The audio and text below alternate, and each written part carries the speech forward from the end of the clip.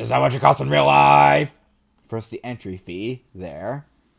And Kiyomizudera. Whatever that is. This is Kiyomizudera, the most famous temple in Kyoto. There is a certain property Celtics meeting temple. Alright, I butchered that, but let's take a look at this place in real life, shall we? Alright, here we are. I think I've actually seen this location several times in animes and such, so... yeah, if this is the place I think it is, then it's probably got some sort of dock overlooking the water or something. And what is that? That doesn't look like part of the thing. Okay. I like the little construction signs that they have. Why doesn't America have more cute stuff like that? America, you need to get down with the kawaii. Excuse me. Alright. Well, I think that's quite enough. Not much to see here. But we'll be back for there in a little bit. Alright, back to game. Kiyomizudera. They say Kiyomizudera was completed in the year 778, before Kyoto became the capital. Before Kyoto was the capital, there are temples that old? Kiyomizudera is known for how the main hall boulders up to the side of the mountain. The main hall has been rebuilt over and over due to fires, but the last rebuild was in 1633, so it's still quite old. It was still built around 400 years ago then. It's standard for the stone buildings of America and Europe to survive that long, but for these eastern wooden structures to last so long shows that the care goes into... yeah, they take good care of them. I know, do you know the Japanese phrase, jump from the stage at Kiyomizu, meaning to plunge headfirst into something? The stage at Kiyomizu, it refers to this building? Yes, apparently if you gather up your courage and jump from here, your wish will come true. They say that in the old days, many men would really make the jump to show their determination. From here, but it's really far down. Yeah, they say some people died trying it. Honestly, men are such idiots. I can't help but agree with you there. As long as we're here, let's go to the Otowa waterfall below. The Otowa waterfall? Yes, it's a small waterfall consisting of 3 narrow streams. The waterfall has existed for over 1,000 years, and back then, people said the water would confer wealth of long life, and they loved it. It was like a fountain of youth. The fountain of youth? Okay, let's check it out. A fountain of youth? Doesn't it have to do with Yggdrasil? Again! Yggdrasil's back again! Oh, there really are 3 trails of water here. Otowa no Taki! Oh, wow. That's not much of a waterfall, I would say, but it's definitely artsy, I'll give it that much. What's that person doing there? What are you doing there? Maybe they'll explain. There has to be a reason why they're over there. And what do we got over here? It's the information booth. Wow. These photos are surprisingly deserted, it seems. Alright, enough of that, back to game. Each stream confers its own blessings, from right to left, that confer academic success, health, and love, respectively. Academics, health, and love. So then, starting from the right, I take the water from each and drink it. Okay, let's start with the water of academics. Gulp, gulp. Now the water of health, then the water of love. Gulp, gulp, gulp. Whew, it's delicious. It really could be the fountain of youth. Dot, dot, dot. Dot, dot, dot. Huh? Now that I think about it, you guys only drink from the health and love springs, and none from the academic one. How come? Well, right? Yes. What? You both look so serious. What's up with your smug face, Makoto? What are you thinking? The truth is, it's said that anyone greedy enough to drink from all of the 3 rivers will be denied their blessings. What?! Wait, is that true? Yes, I'm sorry to say. No way! Why didn't you tell me that earlier? Because it wouldn't have been as funny. Sorry about that. So I didn't earn any blessings today. I could have used the blessings in love at least. And now I think about it, Makoto and Akira both drank from the love spring. ...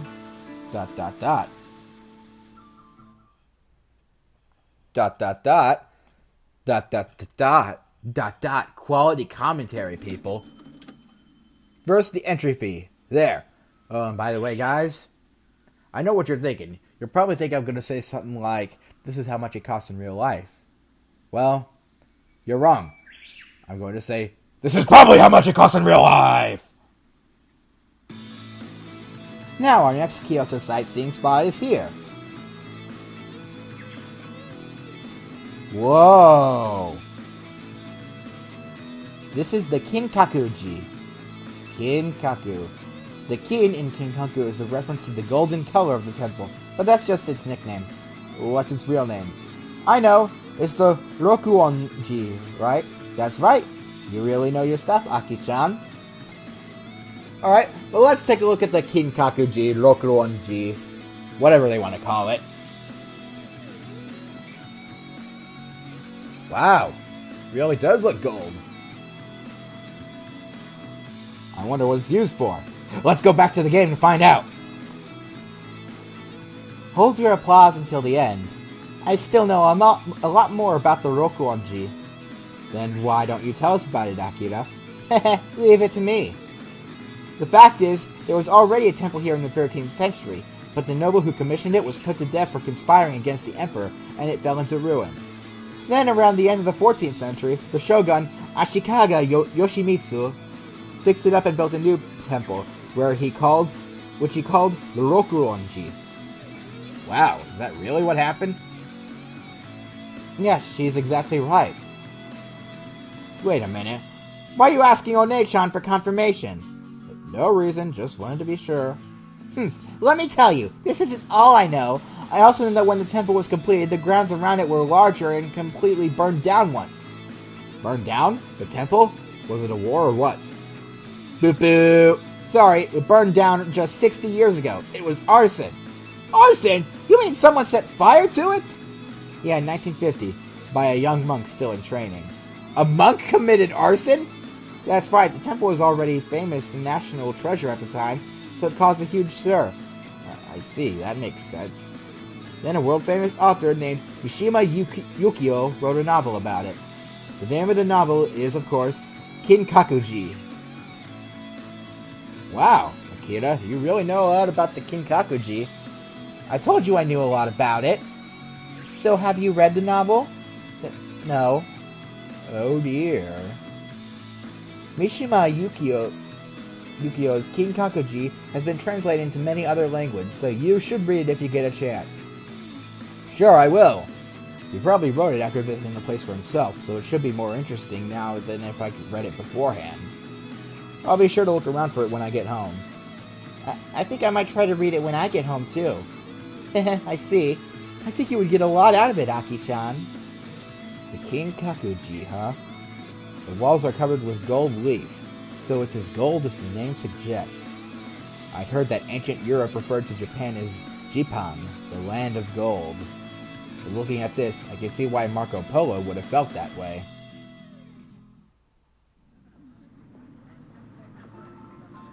What do you think of Kyoto so far? Let's see. At first I really wasn't seeing the town's history and culture at all. But the more we walk around, the more I feel the traditional atmosphere seeping in all over. That's right. Kyoto has a lot of temples and shrines, so you can walk from temple to temple and shrine to shrine. Just walking around can give you a deep impression of the town. Yeah, that's really true. But, how do I say this?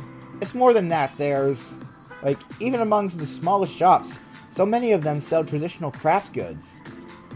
So that also gives me the impression of a town that values its history. That's true. While Kyoto continues to expand, the city as a whole protects its traditions. I think that's what makes it so amazing. Preserving its history while taking in the new, But now that I think about it, I think Tokyo has a similar sort of atmosphere. With Kyoto, it just feels a whole lot sharper. When I think about it that way, Kyoto really is like a representation of Japan itself. Wait a... Oh my god! Kyoto is an anagram for Tokyo! Huh. I bet there's some reason behind that in Japanese history, but... Okay, just a fun fact there! Continuing. That's it. There's one thing that surprised me in coming to Kyoto. Surprised you? What is it? You know, the language. Language? I see, because it's not like Tokyo Japanese. That's right, it's a dialect, right? The accents and the words people use here are nothing like the Japanese I'm used to. And that's true, people in Kyoto, Osaka, and Kobe all speak with what's called a Kansai-ben. Kansai-ben. Yes, Kobe, Osaka, and Kyoto all have their own dialects, but the general term for it is Kansai-ben. That's like basically if you're speaking with a thick accent that makes it tough for you people to understand me. Kansai-ben, I see. It's hard for even native Japanese to imitate Kansai-ben. It's a unique way of speaking. I see, but how should I say, it feels like it has nuances and I don't hear in the Japanese of Tokyo. That's true, it's fast-paced and kind of funny. That's right, when you listen in on an exchange, it almost sounds like it might burst out laughing. Don't update! I swear to God, if you show up in the middle of one of my things again and interrupt me again, I'm going to go and disable you myself somehow, which I've been trying to do for years. Remember what I said before, that Kyoto was the capital of Japan long ago? While that was going on, the city of Osaka was also developing next door. Osaka developed as a merchant city, and they based their lives around merchant culture. So I think their language developed around the interaction between a shop owner and customer. Making the customer feel comfortable is so important in the business world. You mean they make them laugh so that they feel relaxed and more like buying things? It's just my own speculation, but I do wonder if it's true. The real Kansai has done a lot of development. The real Kansai has done a lot to develop the comedians and comedy culture, so you might hear Kansai-ben on TV too. Now I think about it, it sounds really cute when girls speak it too. We don't speak Kansai-ben. Does that mean you don't think we're cute? That's not it. That's not what I was saying at all. So you're saying you wish we both spoke Kansai-ben? That's right, exactly. I mean, that's exactly the same complaint. Without speaking Kansai-ben, I think we make a good comedy team, don't you? ...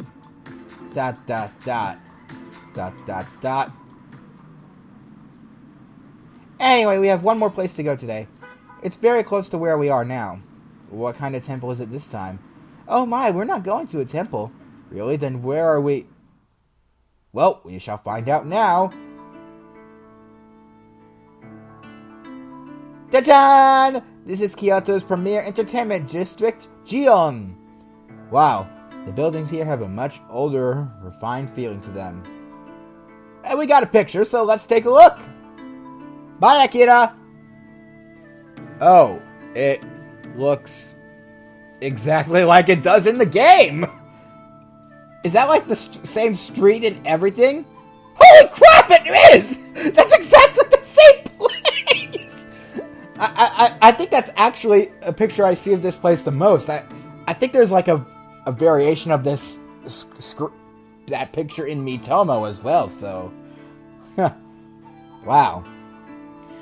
Gion is the gateway to the Yakuza Shrine, so it's basically a town that popped up along the road to the shrine.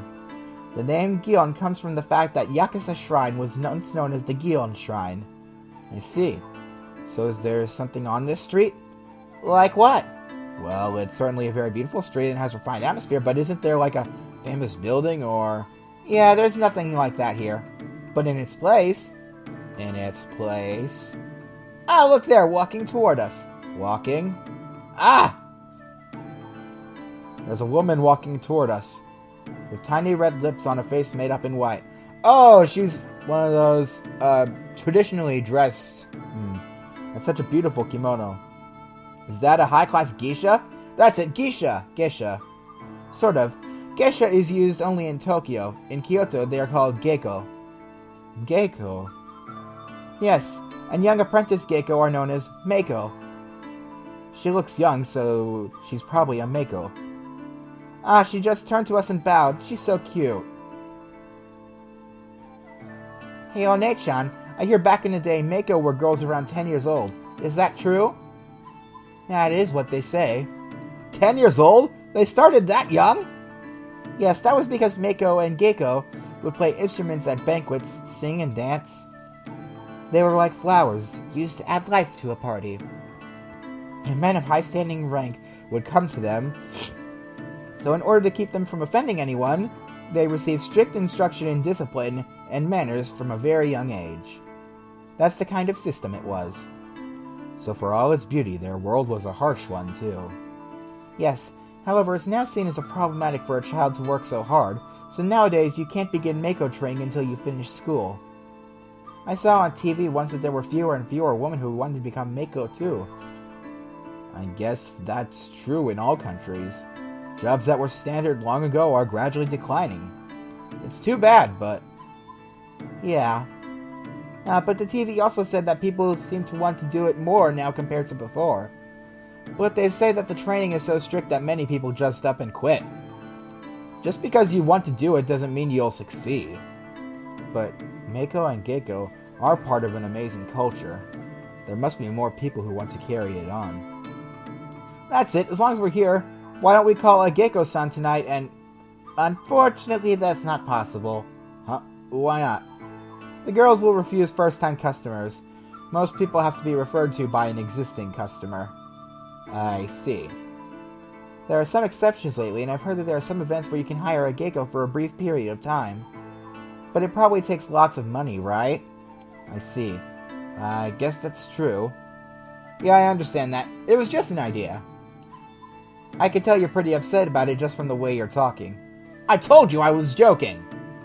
I don't think you were. Anyway, as long as we're here, we should stop by the Yasaka Shrine. Oh, not Yakuza. Yasaka Shrine. Then back to our hotel? Okay. Okay. Hi! I said it like a cute anime girl. Whew. The Yasaka Shrine sure was beautiful. Too bad we didn't get to see any of it! Well, let's head to our hotel for the night. Sounds good. Just what kind of hotel are we staying at? Hey, One-chan, are you sure it's down this way? Yes, I'm sure it's just a little further. Wow, this looks like a regular civilian street. Is there really a hotel in this area? Oh, there it is. Here. Huh? This is... It really looks like... Isn't this just someone's house? It looks that way, doesn't it? But this is a very fine inn. Wow. They call them Kyomachiya, or Machiya. Kyoto was originally a castle town, so there were lots of buildings like these where merchants and artisans would use them both as workspace and living space. As time passed, they deteriorated, and more have been demolished. But recently there's been a movement to reinforce these old buildings and renovate them into something new. But the quality of the old days remains. For instance, the outer facade is different from the building we live in, right?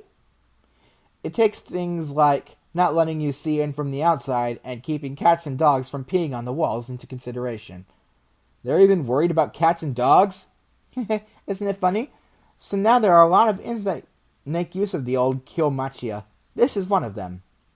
So this was originally an artisan's house? It's entirely possible. This is an inn? A lot of Japanese hotels charge by person rather than by number of rooms, but the machiya are more mainstream and charge by room. So if you're staying with your friends or family, they're your best bet. On the other hand, they don't feed you, so you may have to prepare yourself food or pick it up somewhere. But I get to stay in a place that's pure Japan, so I don't mind at all. That's true, and even without that, Kyoto has a lot of delicious restaurants. Well, let's go inside. Oh, look out! Huh? Ah! Ow! I have no idea what happened. Ow, ow, ow, ow, ow. Or as Japanese would say, "Ite-te-te-te-te-te-te-te." Are you okay? Yeah. These buildings were made with the heights of old-time Japanese people in mind, so the ceilings are very low. That means tall men and foreigners have to be careful, otherwise they'll bump their heads just like you did. Also, the houses themselves are very small. The stairs are narrow and sometimes steep, so be careful. I got it. I'll be more careful when I'm moving around. Wow! What are you shouting for? You know, Akira, this house is so small. I don't know, it looks like the night sky to me. You don't need to say it so loudly. And it's all tatami. All the furniture is made out of wood. Whoa, there's a tiny garden, too. Look, the bathtub. It's made out of wood. This is great. This is real Japan. Hey, it's not worth yelling about. Ow! I told you. Our time in Kyoto. It had its own appeal, totally different from Tokyo. Our hotel might be more humble than the halls where the Geiko performed, but it was still a nice place, even though it only consisted of the night sky with no walls or rooms at all. But hey, it's made of wood apparently. The food in Kyoto tastes completely different from the food in Tokyo too. Kyoto is a nice place, not at all inferior to Tokyo. But being here for just one day doesn't seem like enough to experience it all. We're going back to Tokyo tomorrow, and in 3 days I'll be heading home. I've got to make the most of Japan in the time I've got left.